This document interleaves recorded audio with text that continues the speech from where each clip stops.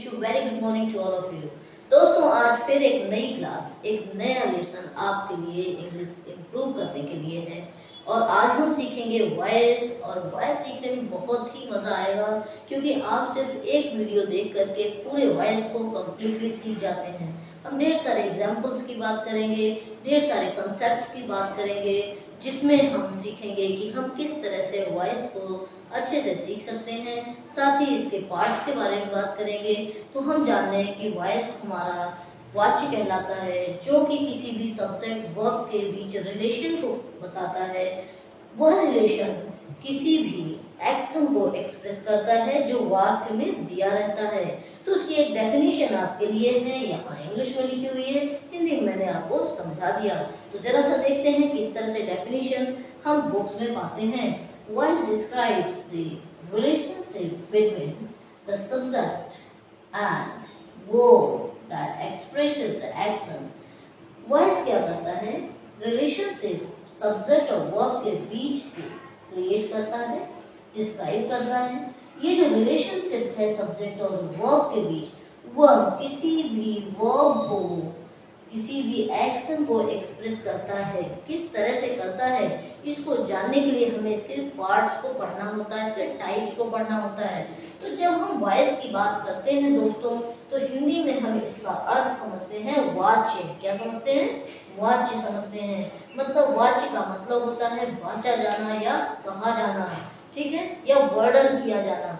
तो जैसे हम कभी भी वॉइस की बात करते हैं, इसके दो पार्ट में मिलते हैं। पहला हमारा होता है एक्टिव वॉइस और दूसरा हमारा होता है पैसिव वॉइस।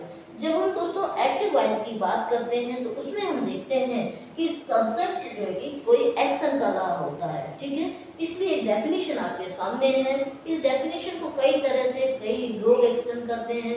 उसमें सबसे छोटी डेफिनेशन आपके लिए है जो आप आसानी से तैयार कर सकते हैं, आसानी से आप अपने दिमाग में रख सकते हैं कि जब हमारा एक्टिव वॉइस होता है उसमें सारे कार्य हमारा सब्जेक्ट करता है और सब्जेक्ट वर्ब के बीच सीधा सीधा रिलेशनशिप की बात हम करते हैं। इसलिए यहाँ पे लिखा हुआ है a subject seems to do action। Subject जो है कि ऐसा लगता है कि सब्जेक्ट एक्शन कर रहा है, जो करता है वही हमारा क्रिया कर रहा है, ठीक है। तो हम डेफिनेशन को याद कर सकते हैं दोस्तों कि a subject seems to do action, ठीक है। नेक्स्ट हम बात कर रहे हैं दोस्तों पैसिव वॉइस की। जहां हम पैसिव वॉइस की बात करते हैं तो वहां पर सीधा सीधा होता है कि सब्जेक्ट एक्शन कर रहा है, ऐसा नहीं लगता। सब्जेक्ट जो है कि एक्शन को रिसीव कर रहा है, ऐसा लगता है। इसलिए डेफिनेशन है दोस्तों a subject seems to receiving the action। तो आपको समझ में आया होगा कि जब हम एक्टिव की बात करते हैं तो वहाँ सब्जेक्ट जो है कि एक्शन को करता हुआ नजर आता है, और जब पैसिव की बात करते हैं तो यहाँ सब्जेक्ट एक्शन को रिसीव करता हुआ नजर आता है। तो आप सिंपली दिमाग में रख सकते हैं कि सब्जेक्ट मींस डूइंग एक्शन, ऐसे हम रख सकते हैं। जब हम डूइंग एक्शन की बात करेंगे सब्जेक्ट के लिए तो वो हमारा एक्टिव वॉइस है, और जब कभी भी हम पैसिव की बात कर रहे होते हैं तो हम रिसीविंग एक्शन की बात हम अपने दिमाग में रख सकते हैं। तो ये हमारा पैसिव वॉइस और ये हमारा एक्टिव वॉइस होता है। तो दोस्तों, आपको ये डेफिनेशन बिल्कुल से समझ में आई होगी। और हम आते हैं कुछ एग्जाम्पल की तरफ। दोस्तों, जब हम कुछ एग्जाम्पल्स की बात करते हैं तो हम सबसे पहले एक्टिव की बात करते हैं, क्योंकि सबसे पहले हम एक्टिव से ही पैसिव की बात करना शुरू करते हैं, जिससे आपको इंग्लिश ट्रांसलेशन करने में आसानी होती है। अगर हम डायरेक्ट पैसिव की बात करें तो वहां बच्चों को बहुत सारे क्वेश्चंस दिमाग में बने रहते हैं जो सॉर्ट आउट नहीं हो सकते। अब हमें जब एक्टिव से बात करते हैं तो वो हमारा 0 लेवल से स्टार्ट होता है। एक्टिव से बात करते हुए पैसिव पर हम आते हैं, फिर हम किस तरह से एक्टिव को पैसिव में चेंज करते हैं, इस चीज को भी सीखेंगे। तो आप शुरू से लास्ट तक इस वीडियो को देखते रहिए, आपको बहुत मजा आएगा, आपको बहुत अच्छा लगेगा क्लास पढ़ने में। इसलिए क्योंकि आपके बहुत सारे ऐसे क्वेश्चंस होते हैं, डाउट्स हैं जो आप क्लियर कर सकते हैं। दोस्तों, सबसे पहले हम एग्जाम्पल की बात कर रहे थे एक्टिव वॉइस में। एक्टिव वॉइस में सबसे पहला एग्जाम्पल है आपके लिए, आप गीत सीखते हो, ठीक है। जैसे कह दिया गया कि आप गीत सीखते हो means you learn song. Simply हमने प्रेजेंट इंडेफिनिट का एग्जाम्पल लिया है दोस्तों, यू लर्न सॉन्ग, ठीक है। आप गीत सीखते हो। तो इसमें क्या हुआ, यू क्या आपका सब्जेक्ट है, यहाँ मैंने देखिए कोड किया हुआ है, और एक्शन क्या है हमारा लर्निंग है, मतलब सीखना है, ठीक है। सो दिस इज नॉट कि सब्जेक्ट क्या कर रहा है, वर्ब को करने का कार्य कर रहा है, तो हम सिंपली इसको एक्टिव वॉइस कहेंगे। दूसरी चीज हम दूसरे एग्जांपल में सीखते हैं, इसमें क्या है, मैं उन्हें जानता हूँ, मतलब मैं ही जानने का कार्य कर रहा हूँ, तो मेरे द्वारा ही जो है कि जानने का कार्य किया जा रहा है, मतलब सब्जेक्ट ये है आपका जो यहाँ मैंने डिनोट किया है, एक्सप्लेन किया है, क्या ये हमारा सब्जेक्ट है, जो मतलब हमारा वर्ब है। ठीक है, तो जब कभी भी हम इस तरह के एग्जांपल्स को लेते हैं दोस्तों, तो हमारा ट्रांसलेशन हो जाता है आई नो देम। तो ऐसे बहुत सारे एग्जांपल जिसमें हम ये देखेंगे कि सब्जेक्ट जो है कि हमारा एक्शन कर रहा है, तो हमारा एक्टिव वॉइस है। और जब कभी भी हम पैसिव की बात करते हैं दोस्तों, तो कुछ एग्जांपल्स हमारे सामने फिर से आते हैं, जैसे आपको गीत सिखाया जाता है, इसका मतलब क्या है कि आप किसी के द्वारा गीत सिखाया जा रहा है, मतलब जो सब्जेक्ट है वह क्या हो गया है, आपका एक ऑब्जेक्ट के रूप में यहाँ पर काम कर रहा है। अभी मैं एक छोटा सा आपको ट्रिक दूंगी दोस्तों, जिसके द्वारा आप आसानी से इस चीज को दिमाग में रख सकेंगे। एक छोटा सा ट्रिक जो आपको एक्टिव वॉइस पैसिव वॉइस की प्रॉब्लम को खत्म कर देता है।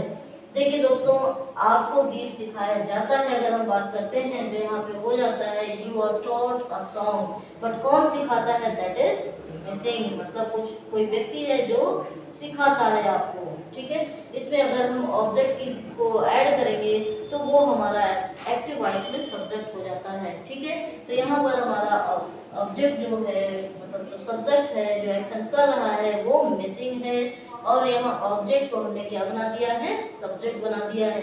तो किस तरह से ये चेंज होता है, एक छोटा सा ट्रिक आपके दिमाग में अगर है तो आप आसानी से फाइंड आउट कर सकते हैं, और मैं उसको इस चार्ट पर आपको बताऊंगी। फिर आता है उन्हें मेरे द्वारा जाना जाता है, क्योंकि मैंने यही एग्जाम्पल आपको उठा के यहाँ रख दिया है दोस्तों। यहाँ पर ये है कि मैं उन्हें जानता हूँ, इसी को हम जब पैसिव वॉइस में चेंज करते हैं तो ये हिंदी हो जाती है, उन्हें मेरे द्वारा जाना जाता है। तो आप ये दोस्तों देख रहे हैं कि जो उन्हें शब्द यहाँ पर ऑब्जेक्ट था, यहाँ पर क्या बना दिया गया है, सब्जेक्ट बना दिया गया है। तो उन्हें मेरे द्वारा जाना जाता है, they are known by me. Friends, अभी हमने सीखा कि किस तरह से हम एक्टिव से पैसिव को, सेंटेंसेस को पहचानते हैं, किस तरह से हम ट्रांसलेशंस को करते समय हम सब्जेक्ट को ऑब्जेक्ट बना देते हैं। अब हम सीखेंगे एक चार्ट, फॉर्मूला चार्ट आपके सामने है दोस्तों। इसको अगर हम सीख लेते हैं अच्छे से तो हम इंग्लिश से हिंदी, इंग्लिश टू इंग्लिश इस तरह के सेंटेंसेस बना सकते हैं। जैसे हमारे सामने कोई भी हिंदी आई तो हम उसको क्लियर कर सकते हैं कि ये एक्टिव वॉइस की ट्रांसलेशंस हैं या फिर पैसिव वॉइस के ट्रांसलेशन हैं। क्योंकि समटाइम क्या होता है कि डायरेक्ट हमें हिंदी में जो सेंटेंसेस हमारे दिमाग में आते हैं वो डायरेक्टली हम पैसिव वॉइस में ही कन्वर्ट करते हैं, और कभी कभी होता है कि हम जब राइटिंग टास्क करते हैं तो एक्टिव से हम पैसिव को में चेंज करते हैं सेंटेंसेस को। तो ये आपका फॉर्मूला चार्ट है दोस्तों, आप इसके द्वारा आसानी से चीज़ों को सीख सकते हैं। जैसे हमने टेंसेस में, एक्टिव वॉइस में हमने सीखा, जो टेंस के माध्यम से हम सीखते हैं उसमें हम टेंस के 3 पार्ट्स पढ़ते हैं, present tense, past tense, future tense, और इसके हम 4 पार्ट पढ़ते हैं, 4 पार्ट्स पढ़ते हैं। जैसे आपका indefinite, continuous, perfect, perfect continuous पढ़ते हैं। ठीक उसी प्रकार दोस्तों इसमें भी पढ़ते हैं, लेकिन फ़र्क ये होता है कि वहाँ पर हम साधारण वाक्यों को देखते हैं, सिंपल स्ट्रेट फॉरवर्ड सेंटेंसेस को देखते हैं, जिसमें क्या होता है कि जो हमारा सब्जेक्ट होता है उसके द्वारा कार्य किया जाता है। लेकिन यहाँ पर क्या होता है, हमारा जो सब्जेक्ट होता है वो एक्शन को रिसीव करता है। यहाँ पर एक्शन किया जाता है सब्जेक्ट के द्वारा, जो एक्टिव वॉइस होता है। लेकिन ये जो चार्ट है ये आपको पूरा बता रहा है कि जो पैसिव वॉइस होता है उसमें एक्शन को रिसीव किया जाता है। इस चार्ट को समझने के लिए थोड़ा सा हम लोग डिस्कस करेंगे, 1 से 2 एग्जाम्पल्स हम आपको शेयर करेंगे, उसके बाद का चार्ट आपको आसानी से समझ में आ जाएगा। तो दोस्तों ये चार्ट है जहाँ मैंने इसको डिवाइड कर दिया है, कैटेगराइज किया है कि टेंस है, एक्टिव वॉइस का टेंस है, उसको हम पैसिव में कैसे चेंज करेंगे। तो टेंस का एग्जाम्पल आपको दिया जा रहा है, ऐसे ही हम ऑक्सिलरी में भी चेंज करते हैं। तो जब कभी भी हम वॉइस की बात करते हैं दोस्तों, तो यहाँ पर हमने प्रेजेंट, पास्ट, फ्यूचर को डिवाइड किया है, और साथ में indefinite, continuous, perfect, perfect continuous को हमने यहाँ पर शो किया है। जब हम बात करते हैं इंडेफिनिट टेंस की, अगर हम प्रेजेंट इंडेफिनिट की बात करें दोस्तों, तो जब हम एक्टिव पैसिव की बात करते हैं, तो एक्टिव में जब हम बात करते हैं तो वहाँ पर हमेशा देखते हैं कि in the last of in this sentences ता है, ती है, ते हैं, ताहू, such words are found often, इस तरह के शब्द अक्सर पाए जाते हैं। But when we talk about present indefinite in passive voice, then and there we get something different, हम वहाँ पर कुछ अलग पाते हैं। इसमें हम जब भी पहचान की बात करते हैं तो वहाँ पर जाता है, जाती है, जाते हैं जैसे शब्द आ जाता है। जब कभी भी हम बात करते हैं पैसिव वॉइस की, वहाँ पर जाता है, जाती है, जाते हैं जैसा शब्द आता है।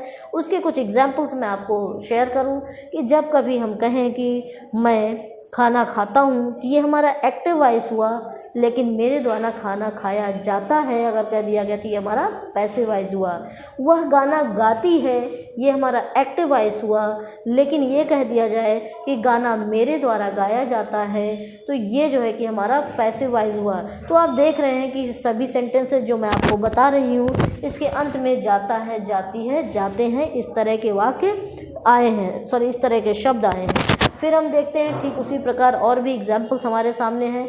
अगर हम पास्ट इंडेफिनिट की बात करते हैं दोस्तों, एक्टिव की बात करते हैं, तो वहाँ पर हमेशा हम देखते हैं कि ता था, ती थी, ते थे इन the last of in the sentences often हम पाते हैं। साथ ही जो है कि हम जब कभी भी देखते हैं कुछ ऐसे सेंटेंस जहाँ पर या ई ए आता है तो उसे भी हम पास्ट इंडेफिनिट कहते हैं। लेकिन दोस्तों ठीक इसी प्रकार चीज़ें पैसिव में होती हैं, लेकिन वहाँ पे थोड़े से चेंजेस हो जाते हैं। देखिए, जब हम कभी भी पहचानते हैं, एक सेंटेंस में ले लूँ कि मैंने पत्र लिखा, अगर मैं कहूँ मैंने पत्र लिखा, ये हमारा एक्टिव वॉइस है, लेकिन अगर हम पैसिव वॉइस चेंज करते हैं तो हम कहते हैं मेरे द्वारा पत्र लिखा गया। तो आप ये देख रहे हैं कि इस तरह के बहुत सारे वाक्य हमारे सामने आते हैं जिसमें हम एक्टिव की पहचान तो अलग देखते हैं और पैसिव की पहचान अलग देखते हैं। जैसे अगर मैं कहूँ कि उसने यह कार्य किया या उसके द्वारा यह कार्य किया जाता है, ये दो वाक्य आपके सामने हैं। उसने कार्य किया, तो ये क्या हुआ कि सब्जेक्ट हम एक्शन को कर रहा है, डूइंग हो रही है, एक्शन को कंटिन्यू कर रहा है। लेकिन यहाँ पर दूसरे सेंटेंस में क्या है कि हमारा जो सब्जेक्ट है वो एक्शन को रिसीव कर रहा है, मतलब उसके द्वारा कार्य किया जा रहा है। सो दिस इज़ व्हाट कि जब हम बात करते हैं पास्ट इंडेफिनिट की दोस्तों, तो यहाँ पर जाता था, जाती थी, जाते थे, या फिर या ई ए का यूज़ हम गया, गई, गए में करते हैं। ठीक उसी प्रकार हमारा आता है नेक्स्ट सेंटेंस जहाँ पर हम फ्यूचर इंडेफिनिट की बात करते हैं दोस्तों। फ्यूचर इंडेफिनिट में हम सभी लोग जानते हैं कि कभी भी होगा, होगी, होंगे, गा, गीगे के अलावा कुछ नहीं आता है। अगर वह इंडेफिनिट है तो ताती ते जुड़ जाता है, तो जाता होगा, जाती होगी, जाते होंगे, या फिर गा, गीगे की बात करते हैं। लेकिन जब हम पैसिव वॉइस की बात करते हैं दोस्तों, इस चार्ट में आपको स्पष्ट हो रहा होगा, तो वहाँ पर जाता होगा, जाती होगी, जाते होंगे, या फिर गा, गीगे जैसे शब्द आते हैं। तो दोस्तों हम जैसे हमने कहा कि जाएगा, जाएगी, जाएंगे जैसा शब्द आता है। तो ऐसे बहुत सारे एग्जाम्पल्स हमारे सामने हैं। अगर मैं कंटिन्यूअस की बात करें तो यहाँ पर पहचान बन जाती है जा रहा, जा रही, जा रहा है, जा रही है, जा रहे हैं। जैसे मैंने कहा कि मैं इंग्लिश बोल रही हूँ, किसी ने कहा कि उसके द्वारा इंग्लिश बोली जा रही है। तो ऐसे बहुत सारे वाक्य दोस्तों अक्सर हमारे सामने आते हैं, स्ट्रेट फॉरवर्ड पैसिव वॉइस में ही आते हैं। तो आप इसे कैसे ट्रांसलेट करेंगे? अगर इस चार्ट को आपने एक बार सीख लिया तो आप कभी भी लाइफ टाइम इस चार्ट को नहीं भूल सकते हैं। ये एक ऐसा फॉर्मूला चार्ट है दोस्तों को जिसके द्वारा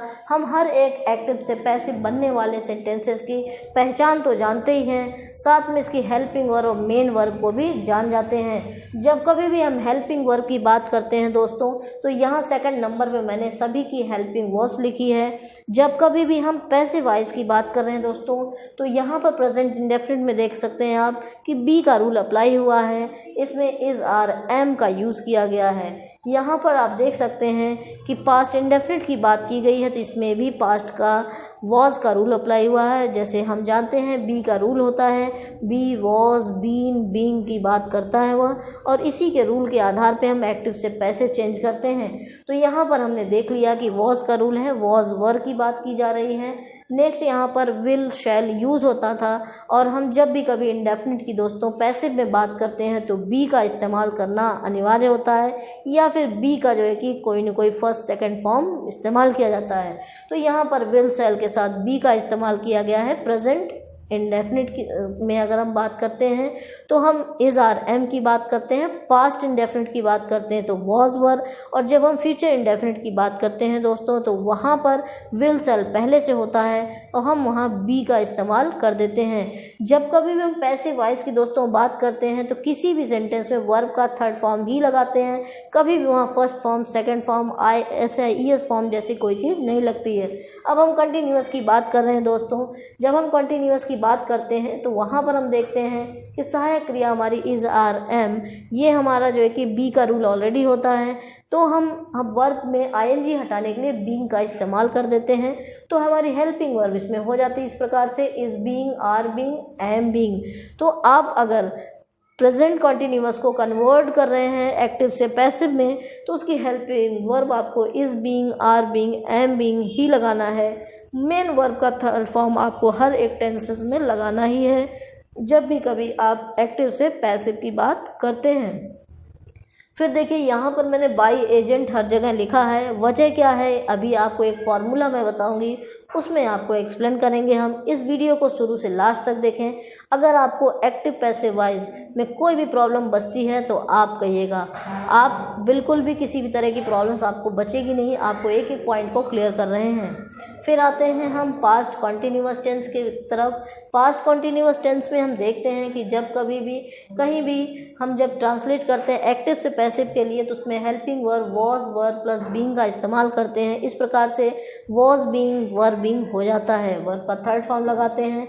अब यहाँ मैंने लिखा नो चेंज, इसकी भी वजह है कि दोस्तों जब कभी भी किसी भी सेंटेंस में, किसी भी वॉइस में अगर हम कोई सेंटेंस हमें दिया हुआ है एक्टिव से पैसिव हमें बनाना है तो कभी भी कहीं भी हम अगर पहले से बी, वॉज, बीन, बीइंग का रूल देख रहे होते हैं और उसके वर्ब में कोई भी चेंज हम थर्ड फॉर्म नहीं कर सकते हैं, पहले से उसमें आईएनजी फॉर्म लगा हुआ है तो कभी भी उसको हम चेंज नहीं कर सकते हैं। देखिए दोस्तों जब कभी भी हम फ्यूचर कंटिन्यूअस टेंस की बात करते हैं तो उसकी एक्टिव वॉइस की जब हम बात कर रहे होते हैं दोस्तों तो वहाँ पर हम देखते हैं कि will be, shall be plus verb ING लगाया जाता है, ठीक है। तो लेकिन अब हम यहाँ पर देखते हैं कि जब will be, shall B already लगाया जा रहा है तो उसमें वर्ब में आईएनजी लगा हुआ है तो हम कभी भी हम उसको रिप्लेस नहीं कर पाएंगे, वर्ब के आईएनजी को हम रिमूव नहीं कर सकते हैं। इसलिए ये जो पार्ट है, ये जो बॉक्स है, इसमें लिखा हुआ है नो चेंज।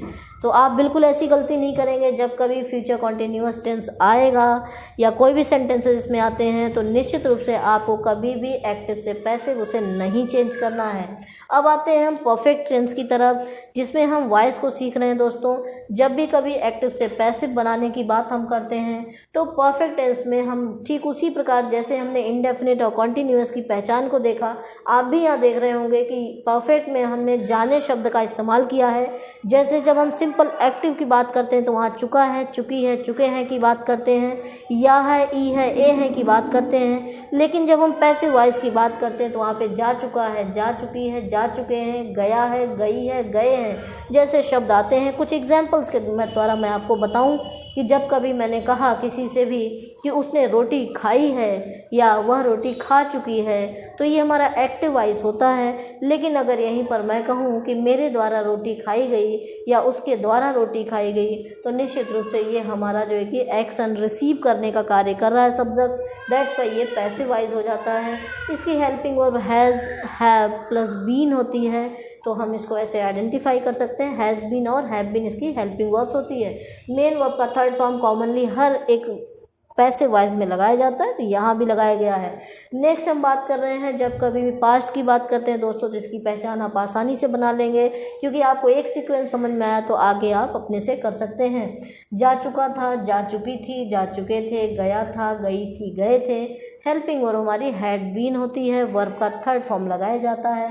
ठीक उसी प्रकार हम लोग आ जाते हैं आपके फ्यूचर परफेक्ट पैसे फॉर्म में जिसमें हम पहचान देखते हैं चुका होगा, चुकी होगी, चुके होंगे, या होगा, ई होगी, ए होंगे, will have, shall have plus been का हम इस्तेमाल देखते हैं। इस प्रकार से हमारी सहायक क्रिया हो जाती है will have been, shall have been और हम वर्ब का थर्ड फॉर्म इस्तेमाल करते हैं। यहाँ पर आप देख रहे होंगे कॉर्नर में present perfect continuous, past perfect continuous and future perfect continuous की बात हम कर रहे हैं, जिसमें हर जगह हमने नो चेंज लिखा है। तो आप यहाँ मैंने जो बताया उससे आप समझ चुके होंगे, क्योंकि जब कभी हम परफेक्ट कंटिन्यूअस की बात करते हैं तो इसमें हेल्पिंग और हमारी हैव बीन होती है।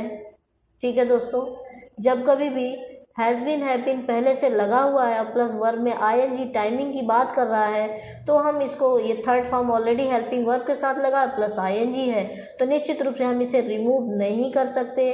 और हम अगर इसे रिमूव करें तो इस जो है कि ये गलत हो जाता है और इसका हम थर्ड फॉर्म यूज़ नहीं कर सकते हैं। मतलब हमारा जो फॉर्मूला है उसका ये विरोध करता है, बी वॉज बीन बीइंग का रूल फॉलो नहीं करता है।